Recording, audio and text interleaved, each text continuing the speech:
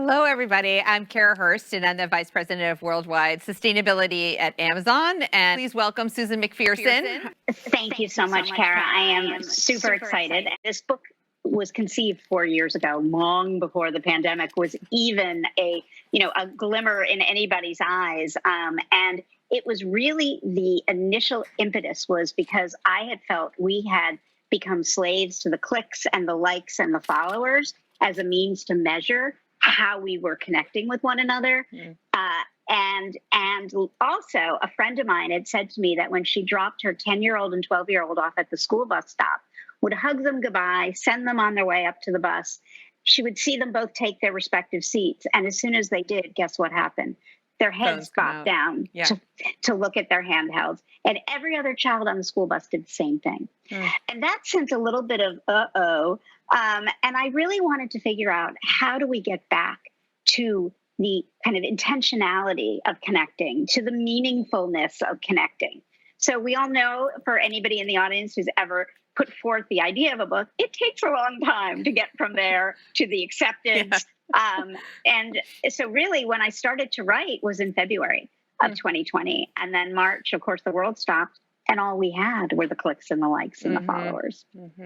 Yeah, it's absolutely a new experience, I think, for many of us. We may have been working virtually or, connecting through screens, but to really have that as one of the only ways to connect is so challenging.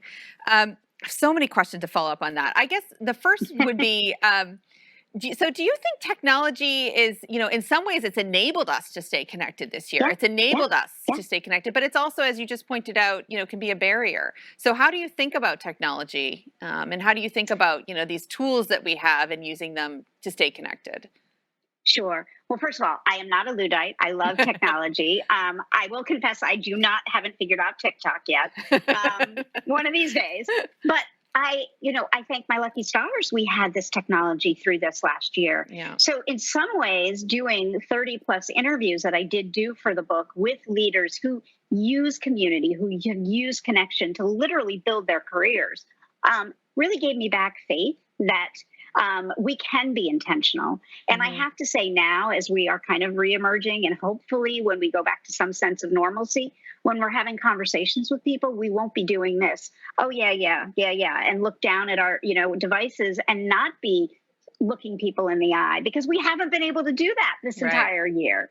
So I do see technology as an enabler, but I think what we have to be very clear about is using intentionality and mindfulness when we use the technology. Yeah, I agree with you. I think it's been an enabler to connect, also more inclusive in some ways. I know in a lot of our meetings where we had people before who maybe for time zone differences or geographic differences could only join via video, they were left out sometimes. And I think it's allowed us to actually bring more voices in. Thinking though about, for people, this art of connecting, which I think, by the way, knowing you, it just pours out of you, this spirit of generosity, this what can I do for you, and that invitation, right, that comes naturally to you. But for some people, it doesn't come naturally to them. So what do you think, what are your tips and tricks, and how do you think about somebody who wants to intentionally lean into this, maybe intentionally work on this as a skill or something that they want to get better at? How do you, where do you start? How do you think about that for people where it doesn't just, isn't maybe quite in their DNA? Well, for those of you who know me, I am definitely not an introvert. However, I will be completely honest. There are days where I fantasize about what it might be like to be an introvert. And there are times in my life where I have wanted to hide in the bathroom. No joke aside. I am I should say this. My license says I'm 5 foot. But in Chime and in Zoom and in Microsoft Teams, I am 5'8". I decided. Excellent. But one of the underlying themes that runs through every page of my book is literally appending what we normally think of networking. When we first learn to network, it is very much about walking into a room of 50, 100 people, or a virtual room of 20 or 30 people. And we tend to go into this mindset of, what can I get? What can I gain? Who can I meet who's going to help me get ahead? And what I go forward in the book and through the methodology I put forth is to just 180 degrees, flip that on its head, and instead lead with, how can I be of help? How can I serve others? How can I ask the meaningful questions that will give me data from the other person so that then I can take that data back and connect them, introduce them, support them, and not maybe the next hour or the next day, but over the long haul. And that way, I would think, and again, I'm making broad assumptions here, but to me, that is a little less scary as an introvert because it means you're not the one that has to answer all the questions, right? Mm-hmm. So if you can have, 5 or 6 questions in the back of your mind that will lead you to this data, then you can go back to being, a little bit more quiet, a little bit more shy, and just following up and being reliable, dependable, helpful, which are all good things to do no matter what our career is or what our hopes and dreams are. Yeah. Well, I've certainly benefited from, your generosity and the connections that you've helped to make for me. And I know so many others over the years. And I was thinking a little bit about, again, just on that cultivation point, when you're thinking about, going out and going into a situation that might feel, again, a bit intimidating, right? Walking into a room a room of strangers, you don't know anybody. This idea that we have of networking, and that to give of yourself. I also think about it's a great way to approach it. It's a great method and kind of mental mode shift, if you will. And we have a leadership principle here at Amazon called learn and be curious. So I always think about it like, to go in and, just be curious about people, right? Figure out what makes them tick. But I also just recognize in the past year that we've had so many of us who are juggling home and work and family and homeschooling and kids and parents and, pets and whatever else is taking up our time and is drawing us, is exhausting us. And it has been a lot this year. So I wonder whether people think, now I need to go more and do more and give more. And I thought maybe just hearing from you a little bit about also how connection feeds you and also how it gives you energy. And maybe just talking a little bit about that as we think about, connecting not only just as another thing I need to do, but really how it just weaves into the fabric of your life. Well, I want to, if I could just take a step back and address what you were saying about curiosity. And I'm thrilled that Amazon makes that or places an emphasis on it because I was taught as a very young child, and maybe partially because my father was a Russian history professor, but to always be curious, always be interested in everyone and anyone, no matter who they were, without the assumption that, oh, that person may be of no value to me because he, she, or they has a quote unquote perceived lower rung on the totem pole or whatever ridiculous statement popped in my head. But the notion was, if we are always curious, we are so much in a better position to not only learn about other people, other cultures, other geographic locations, but also we learn more about ourselves. So I think that is something that all of us can benefit from being more curious and more open-minded. And I will say the times in my life when I kind of opened myself up to things that I didn't know were actually the times that amazing things happened. Now, in terms of what you were saying about just pure exhaustion this year and the thought of, oh God, really, do I have to make connections? But I will contend, and I have lived this and seen, when you have meaningful connections with people from all walks of life, you have that much more, let me just say, filing cabinets of help. And I don't want to have that. Somehow when I said that, I realized, oh my God, the binders of people. I don't, binders of women. I don't want to go there. But the point is it's not that because you connect and have a meaningful dialogue with somebody and then you offer to support them, that you have to do it all. It means you have more people to pull from. If someone comes to me and says, Susan, I need help with coral restoration, I can't restore coral, but I may know someone who can start the process, right? So I think what I would try to impress upon people and to Amazon employees is this is not about you having to help the world. But when you lead with how can I be of help, the world comes back to help you. And also when you have more, in the book, I tend to use this, I allude to constellations of connections that overlap. And that means that you just have that many more people you can tap into. to actually help you be helpful. Hmm. So hopefully that makes more sense. Absolutely does. And I think that concept or that visual of a constellation is so helpful because it's also about that Mhm. broader network. And then you connect people who connect to each other and they benefit each Yeah, other. And so that yeah, just kind of, keeps passing itself along, which is really great. Um, I have to say, I've been obsessed with this concept of connection and this concept of community, for a couple decades now. I think back to Putnam's book, Bowling Alone, and all of the research, that, talked about social isolation. I mean, that goes back, 20 years, probably more than that. But thinking about the shifts in our society. And I think one thread I draw through some of that work and yours when I read your book was this idea that helping you to do that means showing up authentically and it means being vulnerable. And I want to start hmm to talk about that a little bit because I think, particularly in the context of work, that seems like a very scary concept. So for of everyone course. here, who's working at Amazon and has huge work to do and is, charging ahead and delivering results and inventing and simplifying, those are some other leadership principles. We think about um, showing up authentically and vulnerable feels a little scary, but maybe talking Yeah, about that and you yeah. used a phrase in your book called this sort of epidemic of loneliness that we're in and how being hmm authentic and vulnerable can help you to build that constellation and what the Yeah. relationship between those two things is. Of course. Well, study after study shows that if we are more open with others, others tend to open to us. But in large corporations, or even medium or even small corporations, if leadership does not make space for that, or doesn't show vulnerability themselves, then guess what? Nobody else is going to feel that way.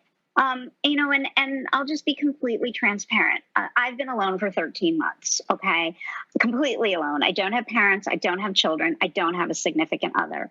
And I have a wonderful puppy or dog, but she doesn't hold a lot of conversations. Um, she's a low talker, as Seinfeld once said many years ago.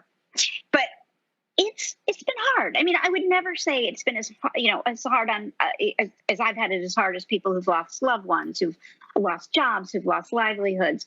But Sure. it has been incredibly Absolutely. lonely and tiring. And there were times when I would come into our quote unquote office and I would have tears in my eyes. And part of me would be like, oh, I can't be on video because my team's going to see me. But you know what? I just decided this is it. This is Hmm. who I am.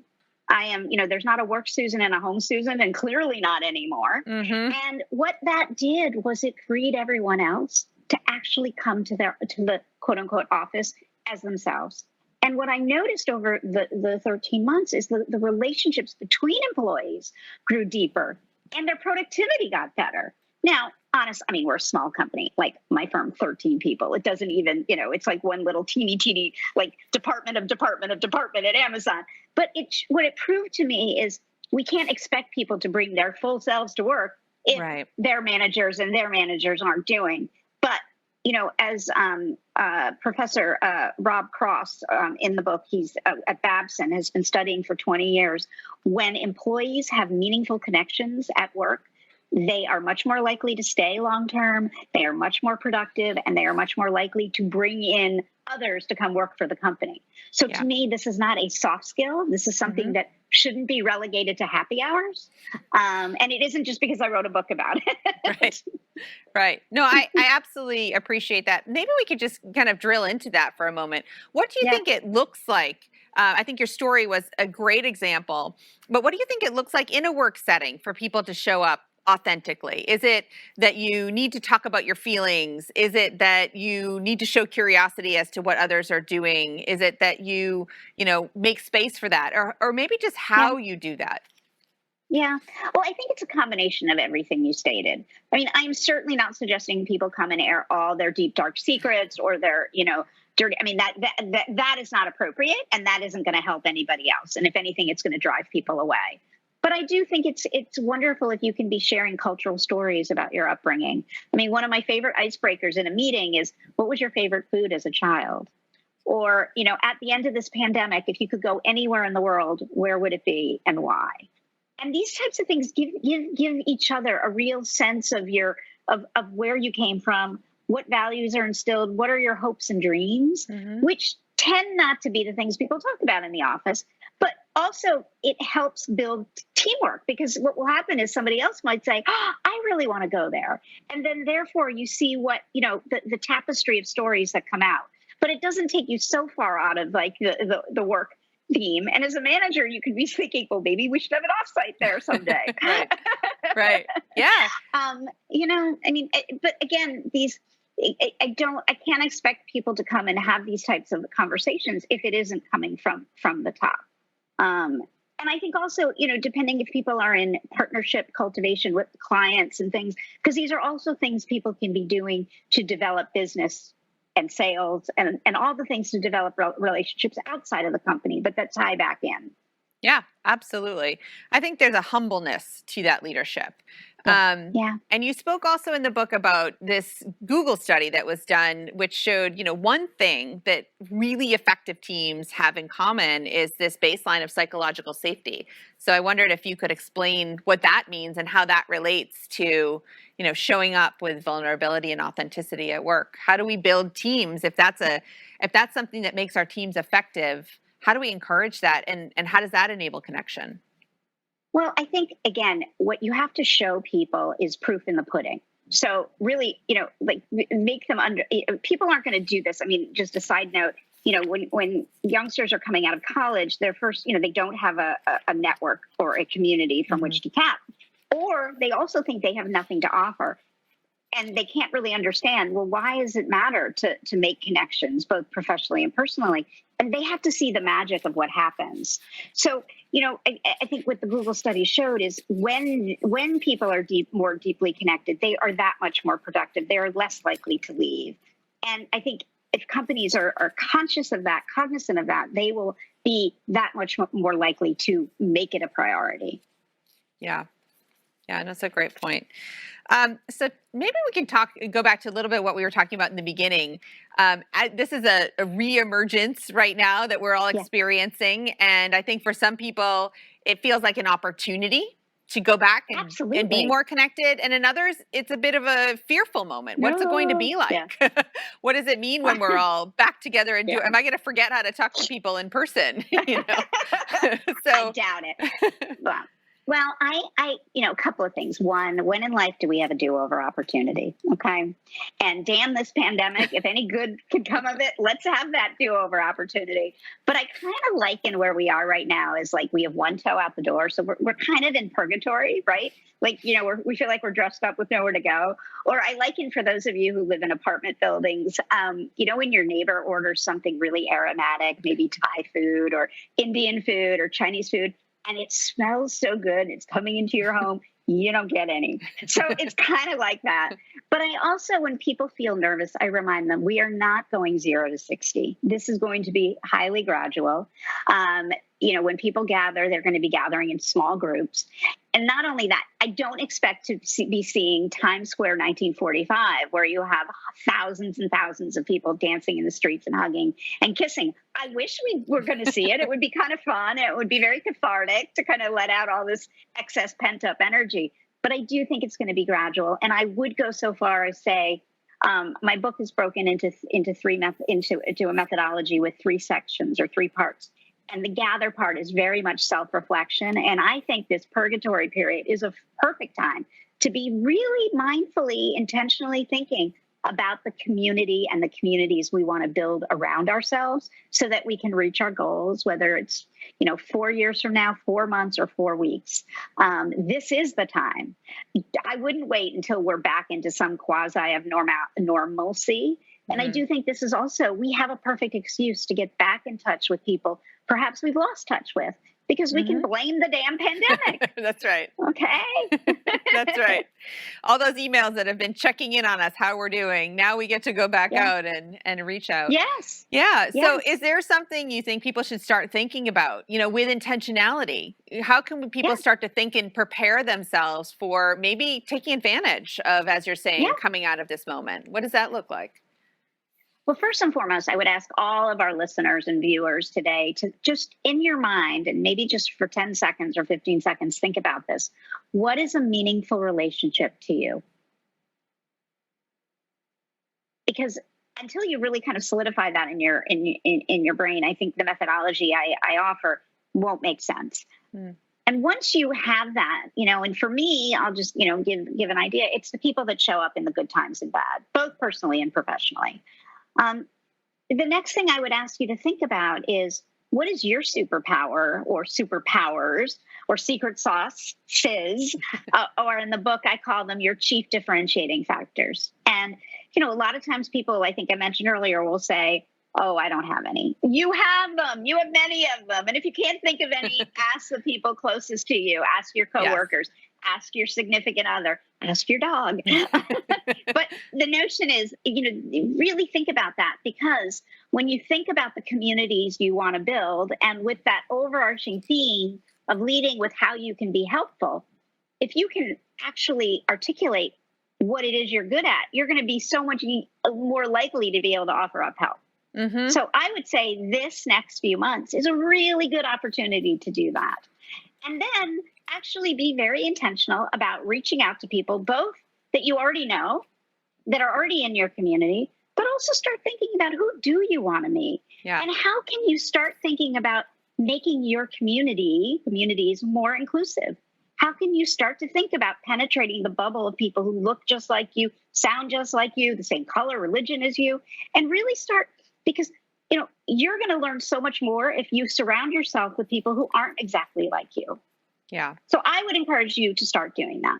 Yes. All of that. It's a lot, but it's a lot, but honestly, I think what you just ended with there is also so critical to where we are in the world right now. So we've talked a lot about what does it mean for you as an individual to build this constellation, for you to think about meaningful relationships, for you to connect. But what does it then translate to in our society? If we had people who were reaching out, who were being curious about each other, who were connecting in this way, some of these conversations, which we haven't been having, may get deeper. Right. And that I think may have, really beneficial effects, it sounds like, for the rest of society. So this is not just an individual model. How do you think about that? I think about it every day. Yeah. I also think if we led with how can we be helpful more than what can we get, we would also be in a much better situation. But again, I want to remind everybody, especially those, moms, and I say moms because for the most part, they have taken the brunt of this pandemic with the, we know about the She Session, and with their kids at their feet and trying to do their jobs and et cetera, et cetera. I do want to reiterate, this is not about helping the world. This is about being mindful and helpful when you can. And if you can't, that's okay too. You can help next month or, next year. Right. But it's literally offering up help when you can, and maybe connecting people to others who might be helpful now, that don't have the same constraints that you do. Absolutely.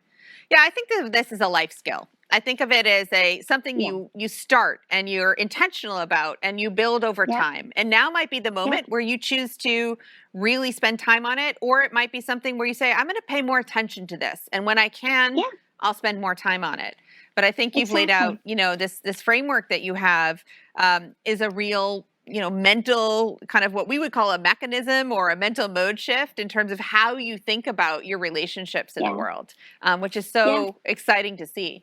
And another concept I loved was you had JOMO instead of FOMO. So maybe you can talk about that. I loved that. I love it. Especially, myself having teenage kids who social media is all about FOMO than last year. It's all about, what are you not a part of, or what is going on in the world that you're not invited to, or you are invited to it, so I loved this concept. Maybe we could just talk a little bit about JOMO. Sure. Yes. Well, just a little precursor, I remember so well in high school, like your kids, I would go back to school on Monday and I would hear about all the parties I didn't get invited to. And it was crushing, right? Right. It's not a new concept. It's not a new concept, right? No. I mean, I will tell you, it got worse in the aughts when you actually saw in real time on Instagram the parties you weren't invited to. So, we won't go there. But I will say in the early 90s, I ran a sales territory for a company called PR Newswire in Southern California, where no one had ever heard of the company. So I was charged with changing that, right? And opening up business relationships with no one who had ever heard of us. And I wasn't getting invited to any of the events or the meetings. And I finally just decided I am going to start convening my own. So I invited the 3 people that I knew professionally and asked them to each bring one person. Well, within a few months, we had 160 people gathering monthly who were in the public relations communities. And by then, I learned that power of convening gives you the opportunity to kind of take control, right? I mean, not to the point of being a control freak, because I'm certainly not, but that was a way to not feel FOMO and turn it upside down to something that, as you said, JOMO, which is not the joy of missing out. It is the joy of meeting others, and the joy of meeting others and watching the magic happen when you connect people. And that goes back to the theme of constellations, always evolving, changing, ebbing, flowing.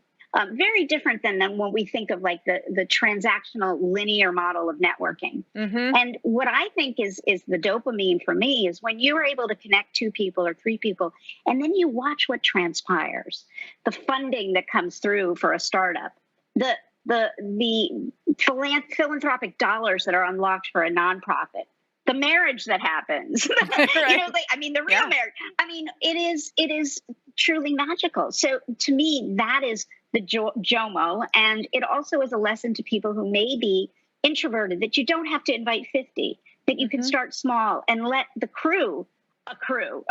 People. Love it. So that's a good line right there. Let the crew accrue. We're gonna move to taking some questions. We have a ton actually that are coming in, so I want to make sure that we get. It's great.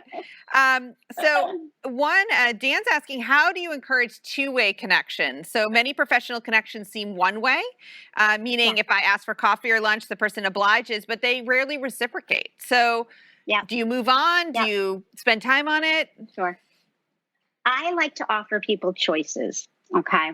I typically, like if I'm asking for something, and I always first lead with how I can be helpful, because it's just, I have found, and again, I'm an old lady now at 56, so I have learned over time and made a lot of mistakes.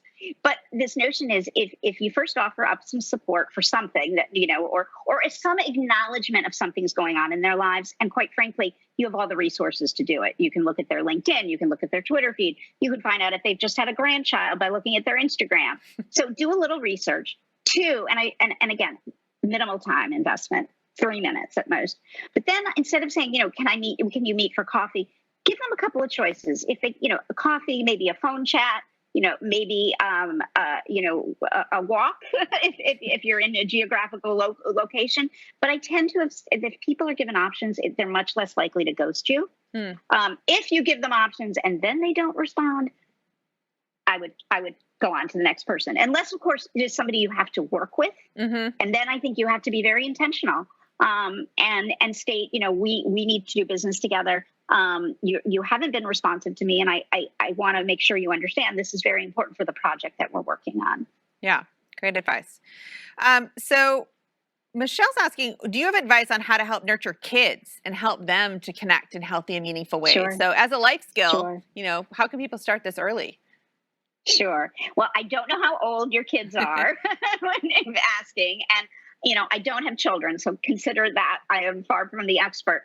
But I think showing them what happens when they do.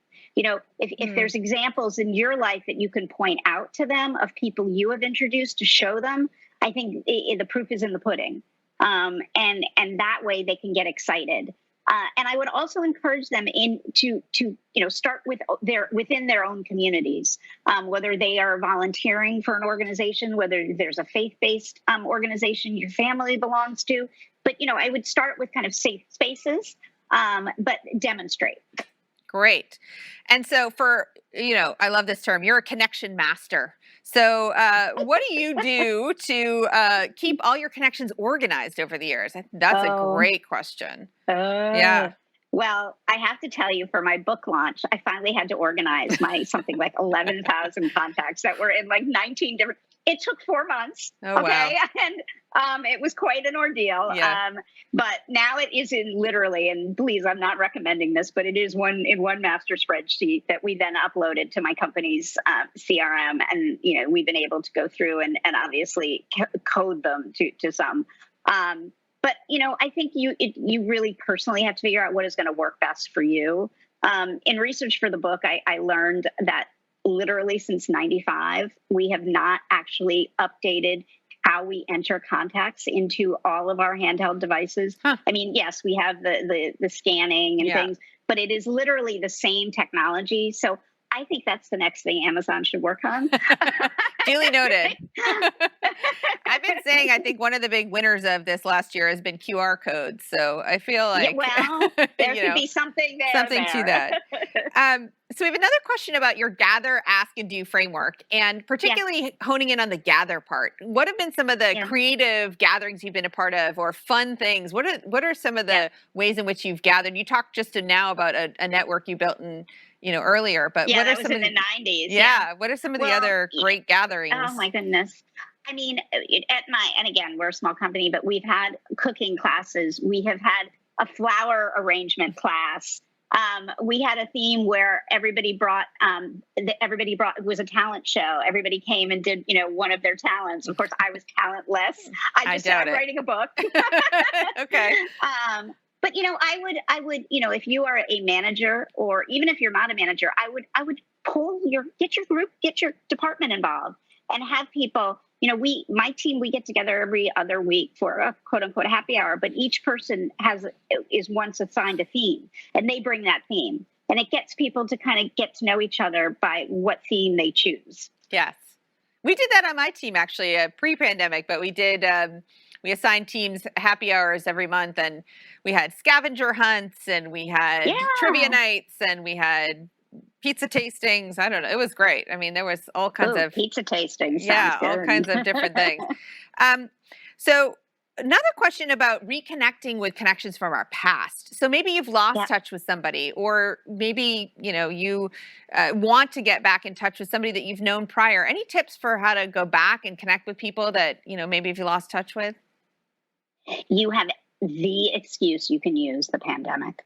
And I mean, I want to use this for every damn bit of hardship that's plagued this entire world, right? So I think you can not easily, but you can be very intentional and state for the record that you've lost touch. I mean, declare the obvious, the elephant in the room. But I think then it is fair for you to say, it's given you a lot of time to think, and you realize that you miss this person, or you want to be back in touch. But I would also, again, try to, instead of just sounding like you're trying to get something from the person, whether it's a personal contact or a professional, lead with some way, like ask them how they are, and if there's anything they could be using that could be helpful. I think that is a much more gracious way to reopen a dormant contact. Great. So we have one comment here. Congratulations on your book release, and love your energy and enthusiasm. So we are, as you know, at Amazon, huge supporters of our authors. So how was your experience as an author? And do you have a favorite moment to share from your journey in writing this book? Well, I have to tell you, I still wake up every day thinking, did I really do that? Did that happen? Do you have to hold it in your hands? It's physical. It's here. You've got it. Yes. Well, and I still, when people share photos of the book, with their dogs or their babies, I'm still kind of like, really? That was me? So I have to say, sometimes I feel like Sally Field in that famous Oscars acceptance. I'm like, oh my God, they really like me.